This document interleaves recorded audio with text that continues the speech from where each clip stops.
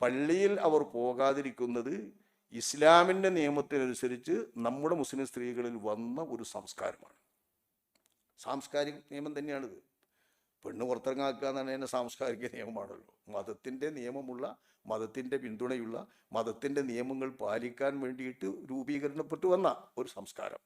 ഈ സംസ്കാരപ്രകാരം പെണ്ണുങ്ങൾ നമ്മുടെ നാടുകളിൽ പരപുരുഷന്മാർ പങ്കെടുക്കുന്ന ജമാഅത്തുകളിൽ, പള്ളികളിൽ പങ്കെടുക്കാറില്ല. ജമാഅത്ത് നിസ്കാരം നമ്മുടെ നാടുകളിൽ പള്ളികളിലാണ് പങ്കെടുക്കാറുള്ളത് 5 നേരം. ഈ 5 നേരത്തെ ജമാഅത്ത് നിസ്കാരത്തിന് പങ്കെടുക്കാറില്ല എന്ന് നമ്മുടെ നാട്ടിലെ പരമ്പരാഗത വഴക്കമാണ്. 1950-കൾക്ക് ശേഷമാണ് അതിനുള്ള ശബ്ദം തന്നെ നമ്മുടെ നാട് കൂടെ മുഴങ്ങുന്നുള്ളൂ. അത് പറയുമ്പോൾ മക്കത്ത് മസ്ജിദുൽ ഹറാമുക്ക് പോകുന്നുണ്ട്, മസ്ജിദ് നബവി പോകുന്നുണ്ട് എന്ന് പറയും. അത് സാധാരണ പറയാം. അത് 2 സ്ഥലങ്ങൾ പ്രത്യേക അള്ളാൻ്റെ അടുത്തേക്കും റസൂലിൻ്റെ അടുത്തേക്കും പോവുക. ഒന്ന് അള്ളാൻ്റെ കഅബയുണ്ട്. കഅബൻ്റെ തവാഫും ഹജ്ജും ഉംറയും ചെയ്യണമെങ്കിൽ മസ്ജിദുൽ ഹറാം പോകാതെ കഴിയുമോ? അപ്പോൾ മസ്ജിദുൽ ഹറാമിലേക്ക് അനിവാര്യമായും തവാഫിന് വേണ്ടി പോകുന്നത് വരും.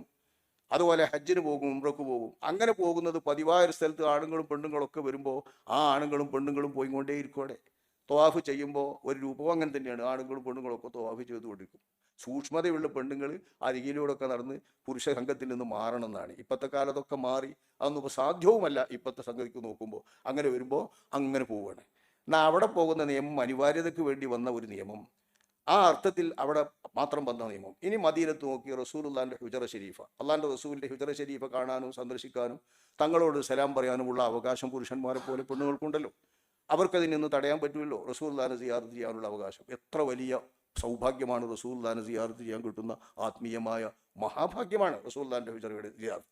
ആ ഹുജറ ഷരീഫയിലേക്ക് പെണ്ണുങ്ങൾ മദീനത്തെ പള്ളിക്ക് പോകാതെ പള്ളിയുമായി ബന്ധപ്പെട്ടില്ലാതെ നടക്കില്ല. പള്ളിൻ്റെ ഓരത്തല്ലേ റസൂലുള്ളാഹിൻ്റെ ഹുജറ ഷരീഫയുള്ളത്. അപ്പോൾ പോകേണ്ടി വരുമ്പോൾ പള്ളിൻ്റെ പരിസരങ്ങളിലേക്കും പള്ളികളിലേക്കും പോകാറുണ്ട്. അതുകൊണ്ട് തന്നെ ആ പള്ളികളിൽ പ്രത്യേകം ബാബു നിസാവും മറ്റുമൊക്കെ വെച്ചിട്ടുണ്ട്. എന്നാൽ പോലും അത്തരം പള്ളികളിലേക്ക് റസൂലുള്ളാഹിൻ്റെ സഹധർമ്മിണിമാരോ നബിൻ്റെ പുത്രിമാരോ അതേപോലെ ഏറ്റവും ഉയർന്ന സ്വഭാവവും സംസ്കാരവുമുള്ള സ്വഹാബത്തിൻ്റെ പ്രധാനപ്പെട്ട സ്ത്രീകളോ ഒന്നും അങ്ങനെ പോകാറില്ല. അപൂർവം ചില പരിധികൾ അവരുടേതായ ആവശ്യവും അവരുടെ സ്വന്തമായ താല്പര്യവും വെച്ചുകൊണ്ട് മാത്രം പോകുകയോ അല്ലെങ്കിൽ പോയ സമയത്ത് ജമാഅത്ത് നടക്കുമ്പോൾ പങ്കെടുക്കുകയോ ചെയ്യാറുണ്ട്. അത് അന്നുമുണ്ട്, ഇന്നുമുണ്ട്.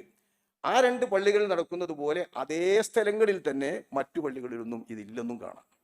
മറ്റു പള്ളികളിലൊന്നും ഇത് കാണൂല സാധാരണ പോലെ. ഖുബാ പള്ളി അതുപോലെ സന്ദർശിക്കുന്ന ഒരു സ്ഥലമായി. ഇപ്പം ഇങ്ങനെ സന്ദർശനം കൂടിയപ്പോൾ നല്ലോണം ഒഴുകുന്നുണ്ട്. അത്തരമൊന്നും ഇല്ലാത്ത കാലത്ത് ഖുബാ പള്ളി അതുപോലെ നബി സന്ദർശിച്ചുകൊണ്ടേക്ക് ഹാജിമാർ സന്ദർശിക്കുമ്പോൾ മദീനയിലൂടെ ചെയ്യാൻ പറ്റുന്ന കാണേണ്ട മശാഹിദുകളിൽ പെട്ടതാണ്. അത്തരം മശാഹിദുകൾ കാണാൻ വേണ്ടി പോകുമ്പോൾ അവിടെ ആണുങ്ങളെ പോലെ തന്നെ ഹാജിമാരെ പോലെ തന്നെ ഹജ്ജുമ്മമാരും പോകും.